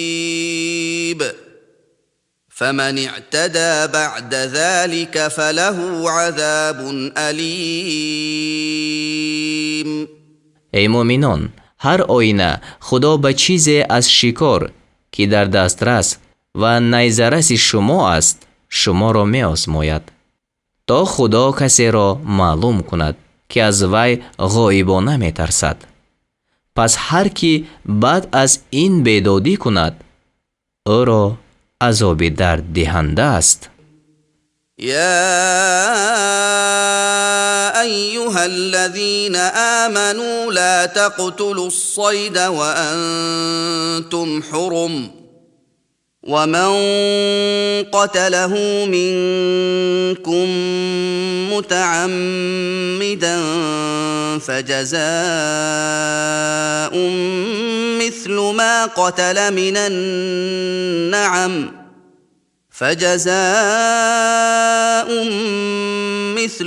قتل من النعم يحكم به ذوى عدل منكم هديا بالغ الكعبة أو كفارة طعام مساكين أو عدل ذلك صياما ليذوق وبال أمره عفى الله عما سلف ومن عاد فينتقم الله منه والله عزیز ذو انتقام. ای مؤمنان، چون احرام بسته باشد صید را مکشد و هر کی از شما به قصد آن را بکشد پس جزا واجب است و آن جزا از جنس چهارپایان مانندی حیوان دهد که آن را کشته است، به شرطی که دو صاحب عدالت از شما به آن حکم کنند و آن چهارپای قربانی باید به کعبه رسیده باشد، یا آن جزا کفارت است طعام دادن بینوایان یا برابر آن روزه داشتن تا جزای کردار خود را بچشد. خدا از آن چی گذشت عفو کرده است و هر کی باری دیگر کند خدا از وی انتقام میگیرد و خدا غالب صاحب انتقام است. احل لكم صيد البحر وطعامه متاعا لكم وللسيارة وحرم عليكم صيد البر ما دمتم حرما واتقوا الله الذي إليه تحشرون. شکار دریا و خوردن آن برای شما حلال کرده شد تا برای شما و برای قافله منفعت باشد و تا وقتی که احرام بسته باشد شکار بیابان بر شما حرام کرده شد و از آن خدا که به سوی وی حشر کرده خواهد شد بترسید. جعل الله الكعبة البيت الحرام قياما للناس والشهر الحرام والهدي والقلائد ذلك لتعلموا أن الله يعلم ما في السماوات وما في الأرض وأن الله بكل شيء عليم. خدا کعبه خانه بزرگوار را و نیز ماه حرام و حیوان قربانی و حیوان قلالتدار را سبب انتظام امور مردم گردانید. این برای آن است تا بدانید که خدا آنچه را که در آسمان ها و آنچه را که در زمین است می‌داند و خدا به همه چیز دانا است. اعلموا ان الله شدید العقاب وان الله غفور رحیم. بدانید که خدا سخت عقوبت است و بدانید که خدا آمرزنده مهربان است. ما علی الرسول الا البلاغ والله يعلم ما تبدون وما تكتمون. بر پیغمبر بجز رسانیدن پیغام چیزی نیست و آنچه را که آشکار میکند و آنچه را که پنهان میکند خدا میداند. قل لا يستوي الخبيث والطيب ولو أعجبك كثرة الخبيث فاتقوا الله يا أولي الألباب لعلكم تفلحون. بگو پلید و پاک برابر نیست اگرچه بسیاری پلید تو را در عجب آرد. پس ای صاحب خیردان از خدا بترسید تا بود که رستگار شوید. يا أيها الذين آمنوا لا تسألوا عن أشياء إن تبد لكم تسؤكم وإن تسألوا عنها حين ينزل القرآن تبد لكم وإن تسألوا عنها حين ينزل القرآن تبد لكم عفى الله عنها والله غفور حليم.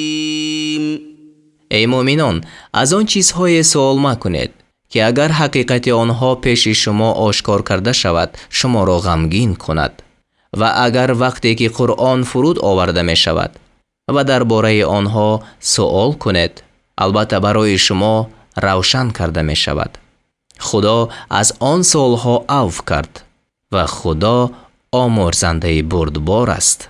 قد سألها قوم من قبلكم ثم أصبحوا بها كافرين. قوم پیش از شما از مثل آن چیزها سوال کرده بودند سپس به سبب آنها کافر شدند. ما جعل الله من بحيرة ولا سائبة ولا وصيلة ولا حام ولكن الذين كفروا يفترون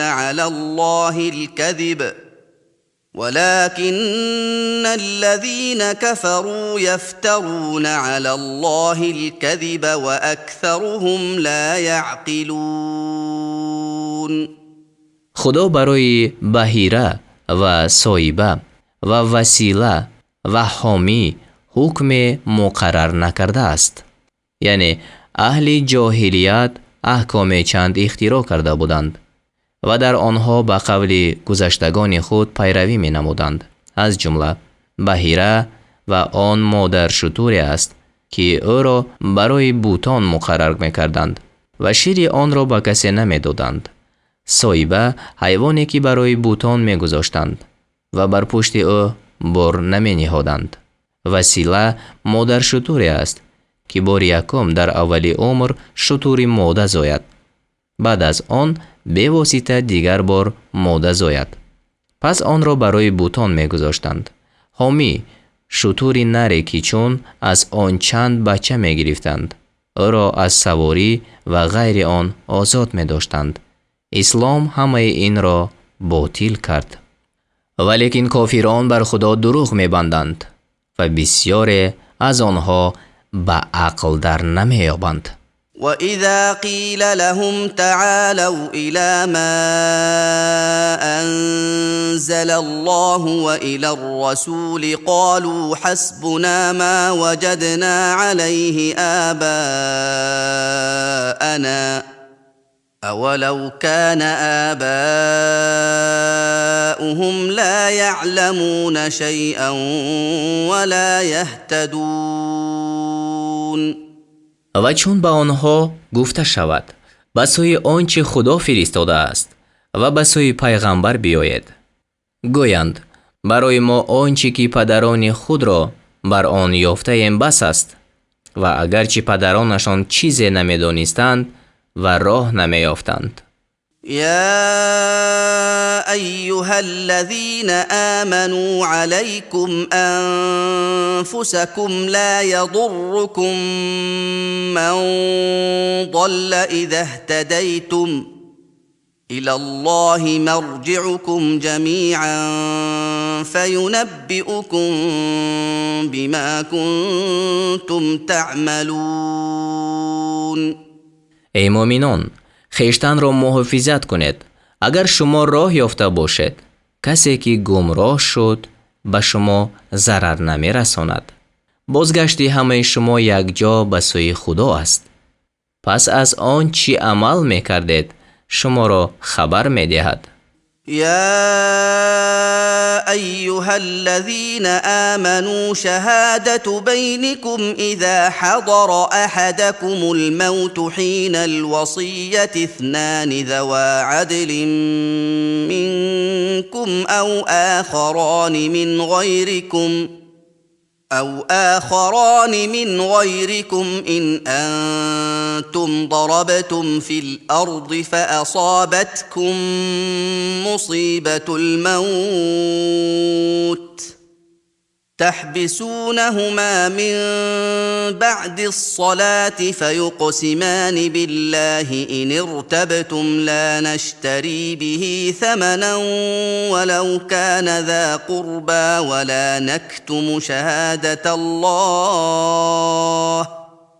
ولا نكتم شهادة الله إنا إذا لمن الآثمين. ای مؤمنان، چون مرگ به یکی از شما فرا رسد، نصاب شهادت در میان شما وقت وصیت دو صاحب عدالت از میان خودتان یا غیر خودتان می باشند.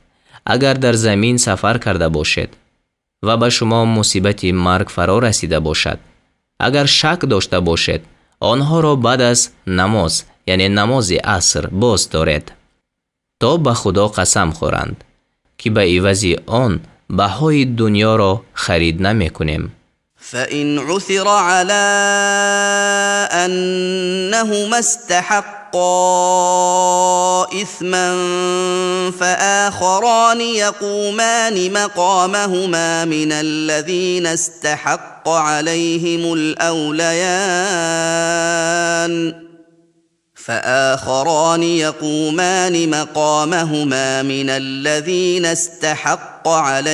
الأوليان فيقسمان بالله لشهادتنا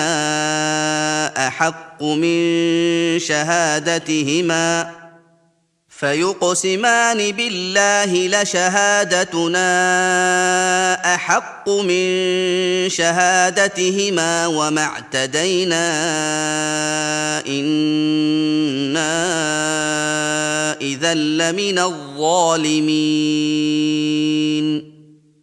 و اگر معلوم شود که این دو گواه گناه کردند، پس به جای آنها دو کسی دیگر که اولاتر و از جمله آنهای باشد که حقشان پوشیده شد، یعنی به سبب گناه آن دو گواه اولی که دروغ گواهی دادند و دروغ قسم خوردند بیستند و به خدا سوگند خورند که گواهی ما از گواهی آن دو درست‌تر است و از حد تجاوز نکنیم، به درستی که آنگاه ما از ستمگاران باشیم.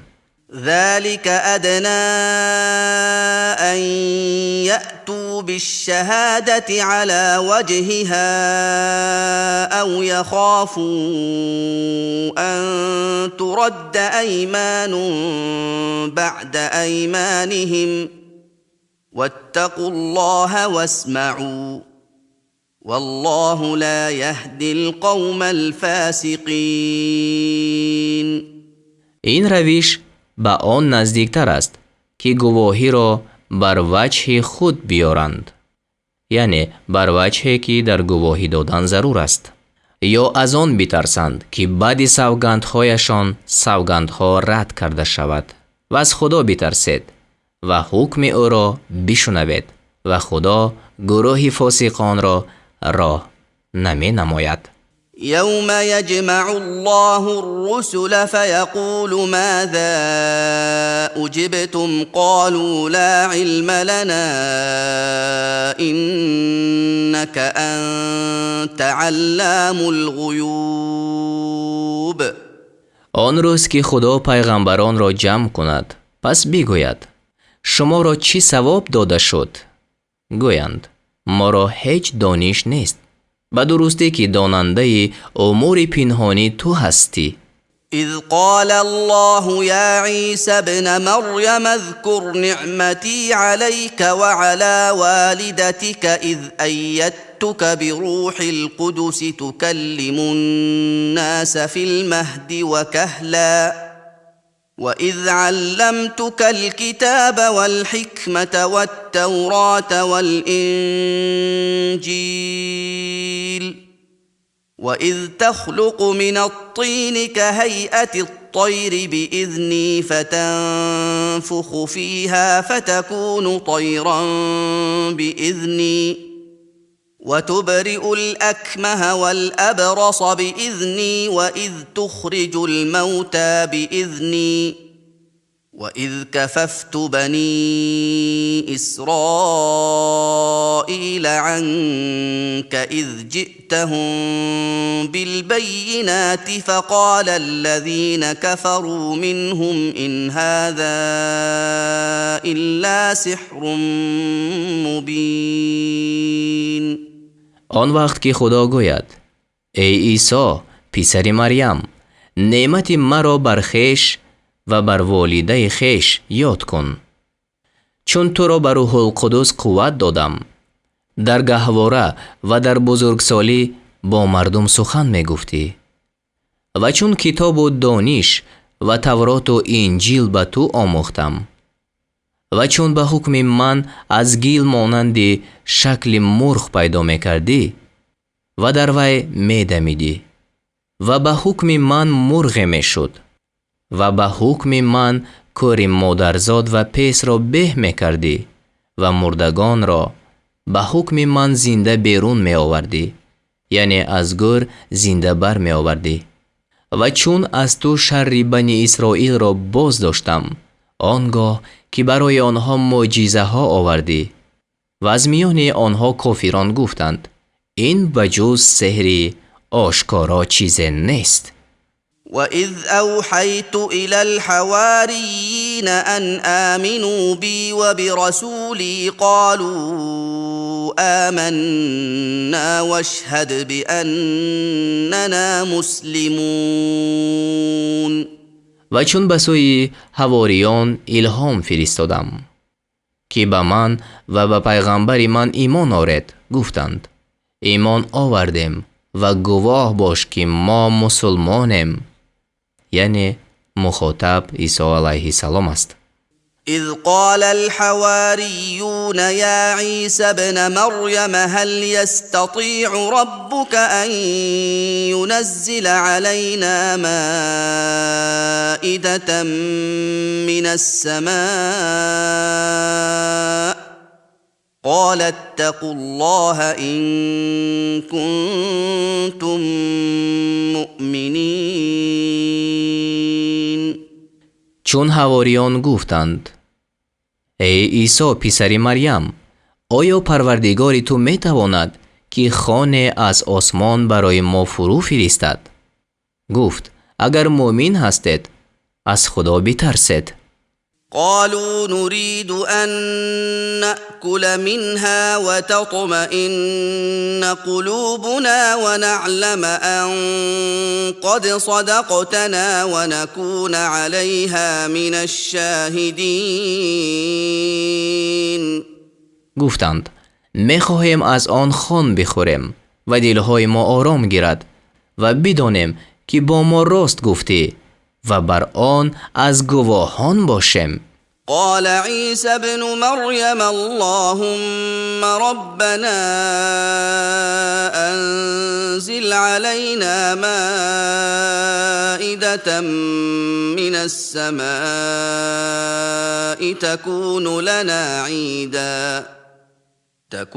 لنا عيدا لأولنا وآخرنا وآية منك وارزقنا وأنت خير الرازقين. عیسی پسر مریم گفت بار خدایا ای پروردگار ما برای ما خانه از آسمان فرود آر تا که برای ما و برای اول و آخر امت ما عید و معجزه از جانب تو باشد و به ما روزی ده و تو بهترین روزی دهندگانی. قال الله إني منزلها عليكم فمن يكفر بعد منكم فإني أعذبه عذابا لا أعذبه أحدا من العالمين. خدا گفت من آن را بر شما فرود می آورم، لیکن هر کی از شما بعد از این کافر شود، پس من او را چنان عذاب کنم که هیچ یک از اهل عالم را آنچنان عذاب نکرده باشم. وَإِذْ قَالَ اللَّهُ يَا عِيسَى ابْنَ مَرْيَمَ أَأَنْتَ قُلْتَ لِلنَّاسِ اتَّخِذُونِي وَأُمِّيَ إِلَٰهَيْنِ مِن دُونِ اللَّهِ قال سبحانك ما يكون لي أن أقول ما ليس لي بحق إن كنت قلته فقد علمته تعلم ما في نفسي ولا أعلم ما في نفسك إنك أنت علام الغیوب. و آن وقت که خدا گفت ای عیسی پسر مریم، آیا تو به مردم گفتی که مرا و مادر مرا بجز خدا دو معبود گیرید؟ گفت با پاکی تو را یاد میکنم، مرا نسزد آنچی را بگویم که لایق من نیست. اگر آن را گفته باشم تو آن را دانسته ای. تو آنچی را میدانی که در نفس من است و من آنچی را نمیدانم که در ضمیر تو است. به درستی که تو داننده امور پنهانی هستی. ما قلت لهم إلا ما أمرتني به أن اعبدوا الله ربي وربكم وكنت عليهم شهيدا ما دمت فيهم فلما توفيتني كنت أنت الرقيب عليهم وأنت على كل شيء شهيد. من به آنها چیزی نگفتم مگر آنچه تو مرا به آن فرموده بودی که خدا پروردگار من و پروردگار خود را پرستید و مادام که در میان آنها بودم بر آنها نگهبان بودم. پس وقتی که مرا برگرفتی یعنی به آسمان، تو خود بر آنها نگهبان بودی و تو بر همه چیز گواه هستی. إن تعذبهم فإنهم عبادك وإن تغفر لهم فإنك أنت العزيز الحكيم. اگر آنها را عذاب کنی آنها بندگان تویند و اگر آنها را بیامرزی تو غالبی استوارکار هستی. قال الله هذا يوم ينفع الصادقين صدقهم لهم جنات تجري من تحتها الأنهار خالدين فيها أبدا رضي الله عنهم ورضوا عنه ذلك الفوز العظيم. خدا گفت این روزی است که در آن راستگویان را راستی آنها نفع کند. برای آنها بوستان‌های باشد که زیر آن جایها می رود. در آنجا همیشه جاویدانند. خدا از آنها خوشنود شد و آنها از خدا خوشنود شدند. این رستگاری بزرگ است. لله ملك السماوات والأرض وما فيهن وهو على كل شيء قدير. پادشاهی آسمان ها و زمین و آنچه در آنها است از آن خدا است و او بر همه چیز تواناست.